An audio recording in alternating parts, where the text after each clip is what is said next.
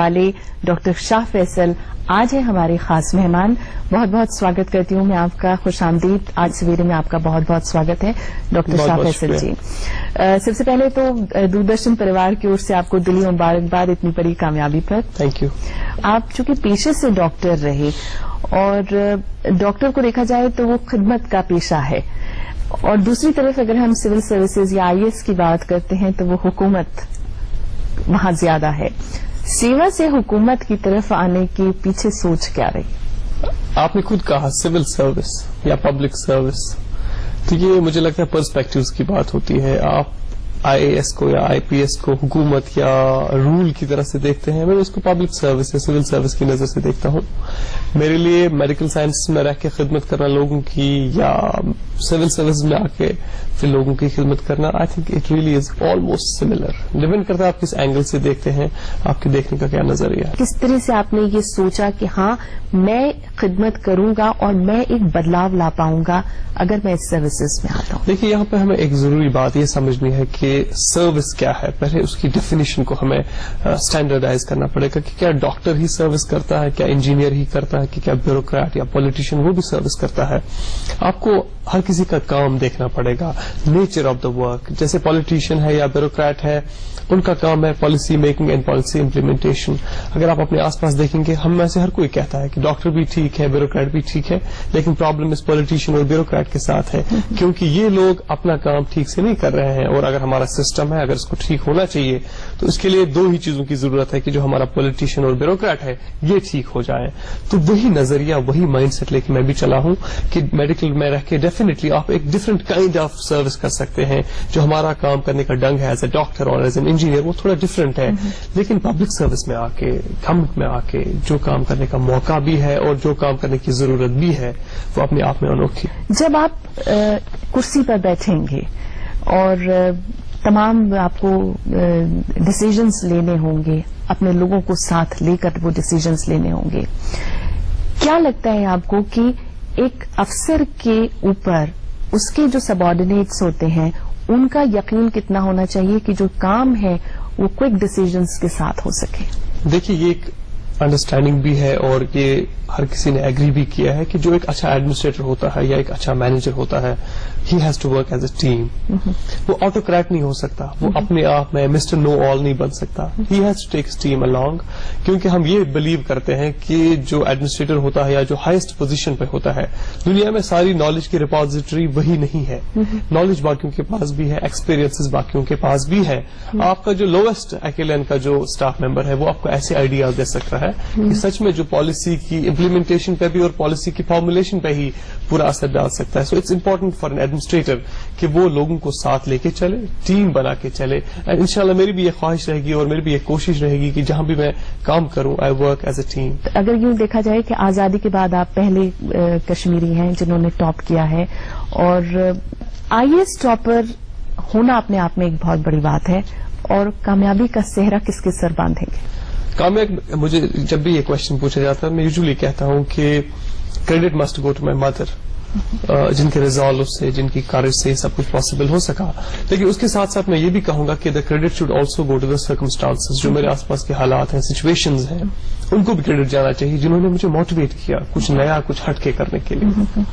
حالات کیسے رہے؟ حالات آپ کو پتا ہے جموں اینڈ کشمیر میں یا ہماری کنٹری میں اوور آل جو حالات ہیں کہ انیکویلٹیز ہیں, انجسٹسز ہیں بہت ساری, جو کوئی بہت زیادہ امیر ہے, کوئی بہت زیادہ غریب ہے, کرپشن ہے, ہمارا جو سسٹمیٹک کی اتنی ساری پریجوڈیسز ہیں. آپ دلتوں کی سچویشن دیکھیے, سوسائڈز دیکھیے اپنے آس پاس, پھر لوگوں کی جو ایکسپیکٹیشنز ہیں گورنمنٹ سے وہ کبھی آپ کو دیکھنے کی پوری نہیں ہوتی ہیں. وہ سارے حالات کو جب آپ دیکھتے ہیں as a whole, as one, تو آپ دیکھیں گے کہ وہ آپ کو موٹیویٹ کریں گے سروس کے لیے کہ مجھے لوگوں کے لیے کچھ خدمت کرنی ہے. آئی تھنک دیٹ سرکمسٹانس اس کی اور میں ریفر کر رہا ہوں. لیکن اگر ہم آپ کے حالات کی بات کرتے ہیں, شروعات کی آپ کی بات کرتے ہیں, شروعاتی تعلیم کی بات کرتے ہیں, کن حالات سے آپ گزرے؟ دیکھیے, جموں کشمیر اسٹیٹ کی اپنی ایک اسپیشل سرکمسٹانس ہے, اپنا ایک اسپیشل بیک ڈراپ ہے وہاں کا. تو میں بھی ایک دور کے گاؤں سے, سوگام لولاب ہے اس کا نام, وہاں پہ سے میں بلانگ کرتا ہوں. میرا چائلڈہڈ بھی ایک ماڈسٹ چائلڈہڈ رہا ہے, گورنمنٹ اسکول میں پڑھا ہے میں نے, میرے پیرنٹس ٹیچر رہے ہیں, ایک ہمبل فیملی سے میں بلانگ کرتا ہوں. تو ایک ٹپیکل رورل ہاؤس ہولڈ سے جس طرح کہ انڈیا میں سب کچھ ہوتا ہے, I have experienced all that.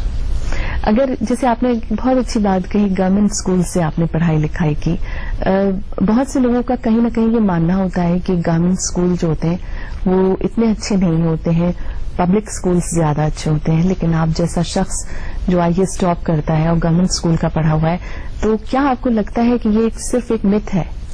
مت نہیں ہے, میں آپ کو یہ کہوں کہ کوشچن آف را مٹیریل ہے کہ گورنمنٹ اسکول میں را مٹیریل کیا ہے. جو ٹیچر وہاں ہوتا ہے اس کے سامنے اسٹوڈنٹ کس کس بیک گراؤنڈ سے آتا ہے. یوزلی اسٹوڈنٹس ایسے آتے ہیں جن کو گھر میں فیملی بیک گراؤنڈ نہیں ہوتا ہے ایجوکیشن کا, جن کو پیرنٹل سپورٹ نہیں ہوتا ہے تعلیم کے لیے, فائنینشلی کافی زیادہ ویک ہوتے ہیں.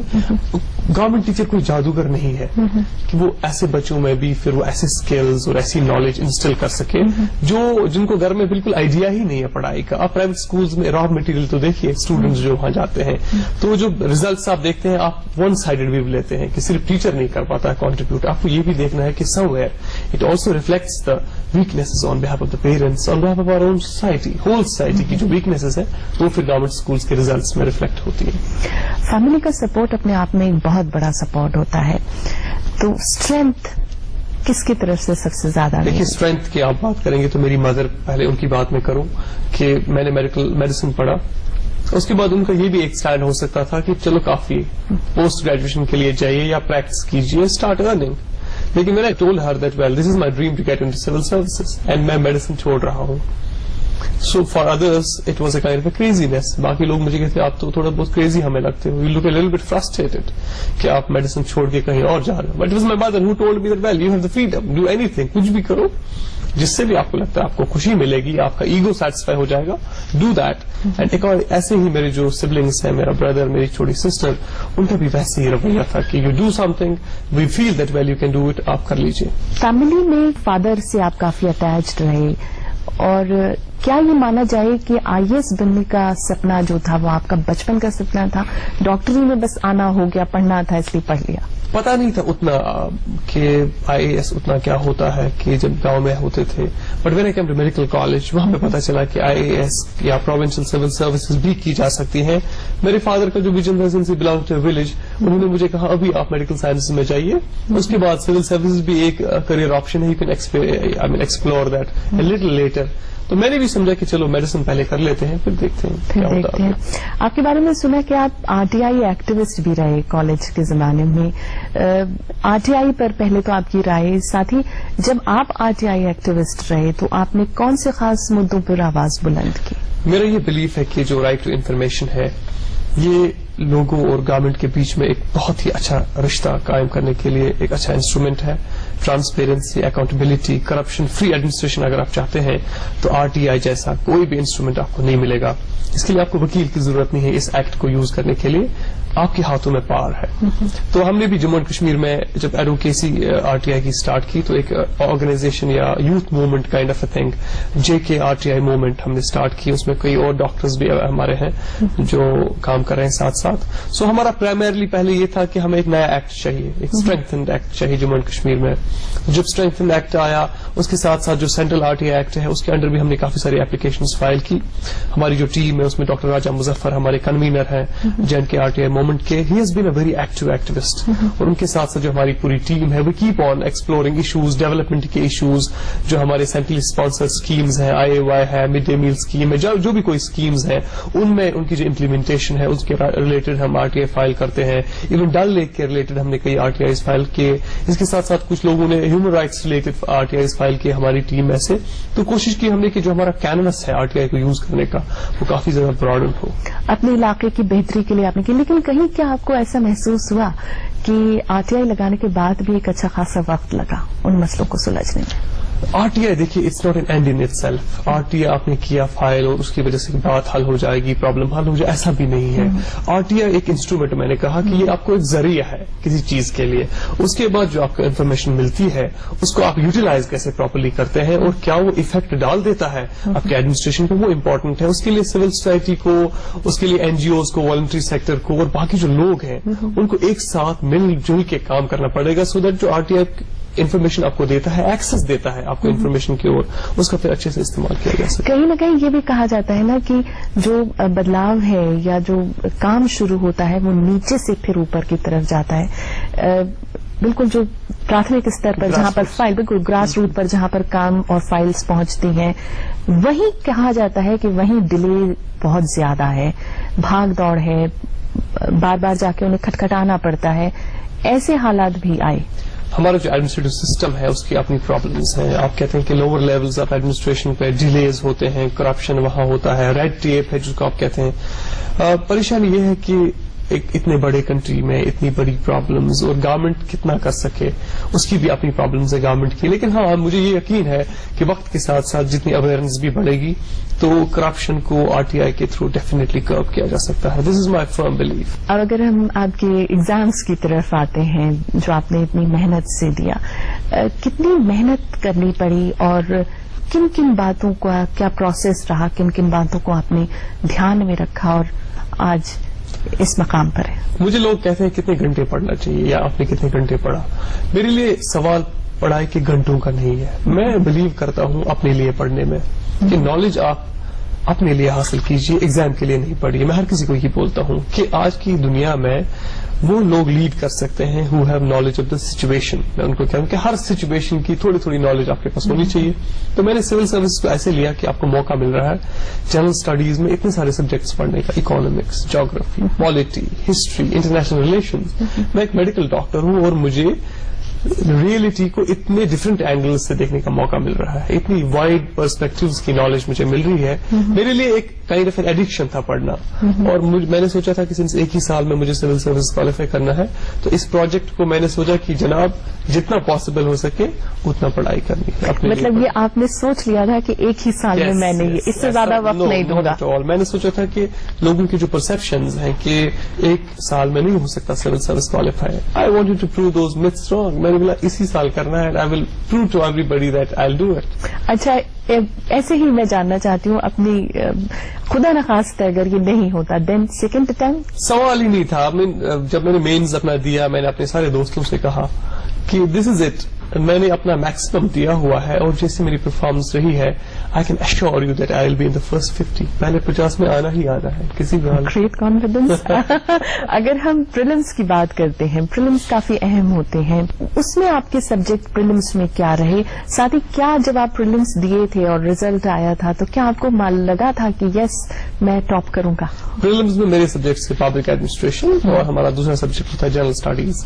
تو پبلک ایڈمنسٹریشن ایک نیا سبجیکٹ تھا لیکن بڑے شوق سے میں نے پڑھا تھا کیونکہ مجھے لگا کہ میں جاب اسپائر کر رہا ہوں جس کے لیے اس کا ریلیونس ہے اس کے ساتھ. تو after I came from prelims examination تو لوگوں نے بولا کیسا تھا, میں نے بولا اس میں کوئی شک ہی نہیں ہے, سلیکٹ تو ہو ہی جائیں گے. So I started from a mains preparation. Prelims سے کوئی ٹاپ نہیں کرتا ہے, prelims اسکریننگ ہوتا ہے, لیکن I was 100% sure کہ ہو جائے گا. کہ ہو جائے گا. لیکن جیسے IAS کے بارے میں ہم روز اخباروں میں بھی دیکھتے ہیں, کتابوں میں بھی پڑھتے ہیں, ڈھیر سارے کوچنگ سینٹرز ہوتے ہیں, سب کے اپنے اپنے دعوے ہوتے ہیں کہ ہم آپ کو اتنا پرسنٹیج دلائیں گے. کیا واقعی یہ ایک بہت بڑی ہیلپ ہوتی ہے؟ ساتھ ہی آپ نے کیا کوئی کوچنگ سینٹر جوائن کیا؟ دیکھیے UPSC ایک ایسا انسٹیٹیوشن ہے جس میں انوویشنز کنٹینیوسلی ہوتا رہتا ہے, ریسرچ کافی زیادہ ہوتا ہے پیپرز پہ, ایگزامینیشن کے پیٹرن پہ. تو UPSC نے ایک ایسا ایگزامینیشن سسٹم ڈیولپ کیا ہے جس میں کوچنگ سینٹرز آپ کی تھوڑی بہت ہیلپ ضرور کر سکتے ہیں لیکن نہ وہ کافی ہے اور نہ وہ کمپلسری ہے کوچنگ سینٹرز. تو میں نے بھی اسی اینگل سے پڑھائی کی کہ اپنے لیے ہوں without going to any commercial coaching centre. میں نے اپنی پڑھائی کی. میں مینز میں 2-3 مہینے ہمدرد اسٹڈی سرکل میں رہا دلی میں فوکس اسٹڈیز کے لیے, لیکن میرا ہر کسی سے ہمیشہ سے یہی کنفیشن بھی رہا ہے اور ان سے ریکویسٹ بھی رہی ہے کہ آپ کوچنگ کو ایک اینڈ اپنے میں نہیں مانیے. کوچنگ کافی نہیں ہے آپ کے لیے. کوچنگ آپ کو کریٹیوٹی نہیں دے سکتا جو آپ سے ایگزام ڈیمانڈ کرتا ہے. Coaching can just Orient you a little but towards the subjects, just help you a little but, but coaching is neither enough, nor is it compulsory, nor is it indispensable. بات چیت کا آپ سے ہم سلسلہ جاری رکھیں گے, لیکن جب ہم لوٹ کر آئیں گے تو آپ کے مینس کے بارے میں بات کریں گے, آپ کے فائنل ایگزام کے بارے میں بات کریں گے. حاضر ہوتے ہیں بس ہم ایک چھوٹے سے بریک کے بعد. آپ رہیے گا آج سویرے کے ساتھ.